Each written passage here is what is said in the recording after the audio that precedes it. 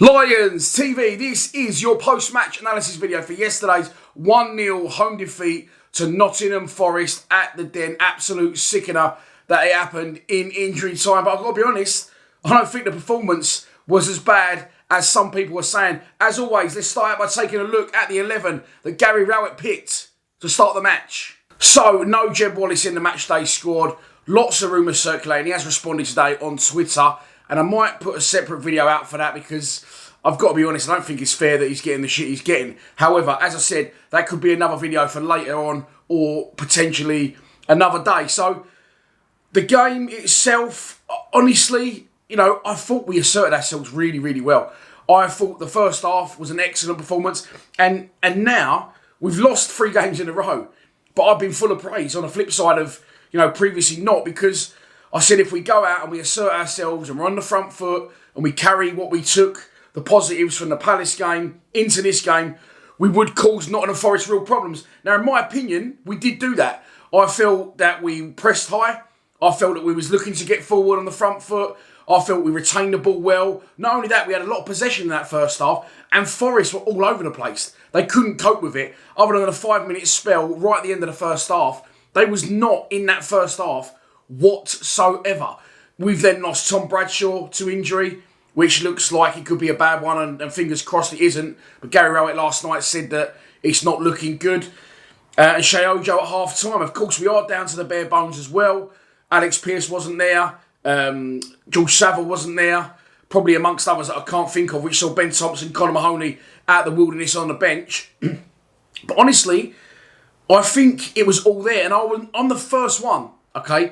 I am the first one to criticise Rowett. I don't want him as our manager, right? To make that clear again. I don't think he understands the club. I don't think he's got... I don't know, I just get the feeling there's something not there with the manager and the players. And I don't feel he's got the confidence in him. In his defence, having said that, I'll say I don't think he's got confidence in the players that we've got.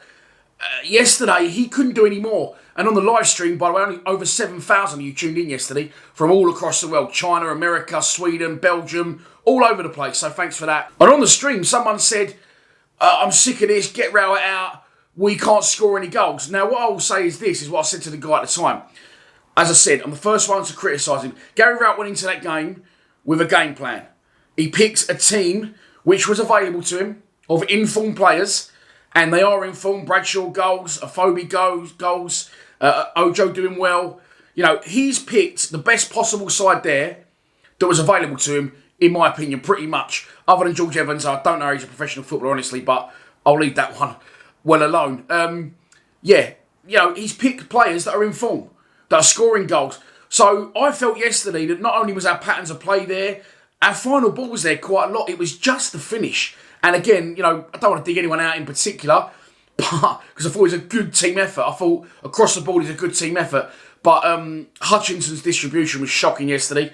On the flip side of that, I thought Cooper was really good defensively. And shout out to Coops because he's had a lot of shit lately. But I'm talking about Afobe. I know he's a likeable guy. I know he's quite an handsome man and he's got the boohoo man deal and he seems to be loved by fans across the country. I love his work ethic. I love him for us. But he was absolutely horrendous yesterday. He was giving the ball away so much in the first half. It was driving me mad. He's missed chances as well. Scott Malone seems to have gone to pieces. He was also missing chances. So Gary Rowett can only pick a team to, and a formation and a game plan to try and execute that on the pitch. He can't personally, he was a right back anyway, he can't personally go on the pitch and say to Afobe, get out of the way, Benik, I'm gonna have this shot. Afobe's been scoring goals, penalties, whatever, you call it what you like. He's been on the score sheet for us as of late against Palace and Bristol City. He's got 2 in his last 2 going into that game.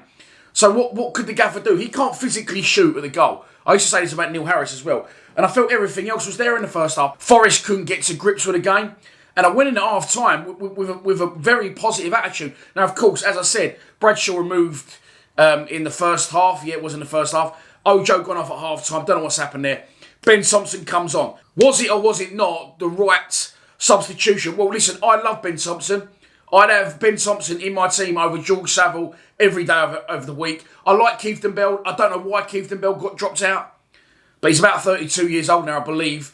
I think at the start of the season, Daniel Ballard and Keith Bell were our best two players for the first 10 games. And for some reason, Keith Bell completely out the fold. I thought he looked unfit and out of his depth against Palace. And for that reason, I'd have Ben Thompson in front of Keith Bell because of his age as well. And Ben Thompson showed exactly why some of us, well, we all love him, but some of us want him in the team and some of us don't. He come on that pitch yesterday and I knew he was there. In the first 15 minutes of him being on, he was getting forward, bombing on, running beyond, which no one does, cutting balls back. You know, he was playing maybe in that 10. Of course, he had licence to do that because I'm sure that Billy Mitchell and George Evans are told to fucking not go anywhere. If you notice now, they're very similar to what Ryan Woods used to do. And I used to hammer Woods, but maybe he was being told to, fucking stay put, don't go anywhere. And it's frustrating because I know Billy Mitchell's got it in the locker to get forward and get involved. He's got the ability, he's got the technique. Evans, not so much. But listen, Ben Thompson was getting forward in that first 15 minutes of the second half. I remember him going down, bombing beyond, cutting one back on his left foot. No one was on the end of it. And he links really well with Danny Mack as well, down that right-hand side. Now, the first 15 minutes, as I said, that first half, in my opinion, because people saying to me yesterday Ben Thompson was outstanding, and I had people saying Ben Thompson was atrocious. I can tell you now, you're all right, because in the first 15 minutes, he was electric, and he's everything I want at Millwall Football Club. Okay, technically, maybe not the best, but taking the game to a team, having the confidence, taking that responsibility on to drive forward and get involved. As I said, linked really well with Danny Mack, was running beyond, causing problems. However, then there was a break in play over near where I was sitting. I think someone was getting treatment, and I looked at Ben Thompson and he couldn't breathe. He was going, he was absolutely done. Now, I'm assuming, obviously it's because he hasn't played games, I know that. I'm assuming from that point, that is why he was fucking awful, because he kept giving the ball away on the edge of the box about 3 times in a row. He just passing to their opposition, falling over. But in his defence, I'm going to defend him. I'd have him in the team every day of the week over Keith Bell, Evans, and probably even Saville, really. Not taking into consideration Saville's performance against Crystal Palace, because I thought he did very well in the game before he went off injured. Yeah, so, it's to be expected he was going to do that. Hasn't played first team football. Been playing in the 23s, but of course, a completely different kind of tempo on a Saturday in the first team at the Den. So that's my thoughts on Ben Thompson. The second half, Mason Bennett tried hard, didn't he? And again, he puts the one on the plate for... he looked full of beans, and he got massively booed when he came on, by the way, by the Forest fans. So I don't know whether that was the reason. But, you've got to bring Bennett on up front. And he scored goals with Jed during COVID. They had a little strike partnership, didn't they? But for me, I don't know if it's the right move. I know I said Matt Smith. If you watch our podcast midweek, it is available to watch on Spotify, listen to on Spotify, Apple, and watch back on YouTube. 3,000 you watched that, by the way. Thank you very much. Things are going well at the minute on the channel, on the pitch. Maybe not so much. It's 3 defeats in a row. But I said in that podcast that Matt Smith's a spent force. However, he always seems to do the business against Forest, doesn't he? Hat-trick up there last game before COVID. Scored there again at the start of the season. Shea Ojo crossed one in for him. Ojo was really good, by the way, as well, before he went off yesterday. And it was, be interesting to see where he is with his injury as well. I'm hearing it's something to do with his ankle. Hopefully not long term. So Bennett comes on and, he's a 10 really, but he played up front with Afobe. They both naturally drift. Afobe naturally drifts left. Bennett naturally drifts into that 10. But I thought he looked lively yesterday, Bennett, when he came on. It's just, can he stay fit? Can he stay on his feet? He's another one that can't stay on his feet.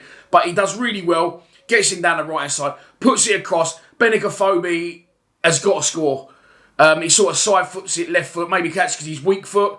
He just wants to make sure he gets it on target. He don't thrash at it. More control with your weaker foot, aren't you? But if with your left foot... I'm left-footed. His left foot is his weak foot. So, if it was on his right, he might have struck through the ball. But he sort of caresses it towards goal. Samba makes the save. If that would have gone in, I promise you now, everyone would have been going, what a performance. What a performance. First half was brilliant. We battered them. Second half, they come back into the game, but we got the win. But he didn't score it, and this is the problem. We just lack that quality, as a lot of boys said. Almost definitely now we've got to go into the transfer market, so it will be interesting to see what happens this coming week, and I'll keep you updated on the Den Dailies. Of course I will. But I think at that point, if that goes in, we win the game, everyone says that's a fantastic performance. Because honestly, genuinely, first half, I felt it was, other than our inability to stick the ball in the net, which again, you can't blame the manager for. He picks informed players that are scoring goals, strike partnership, that have been producing the goods. You know, we should have scored goals. We didn't, and that's what can happen.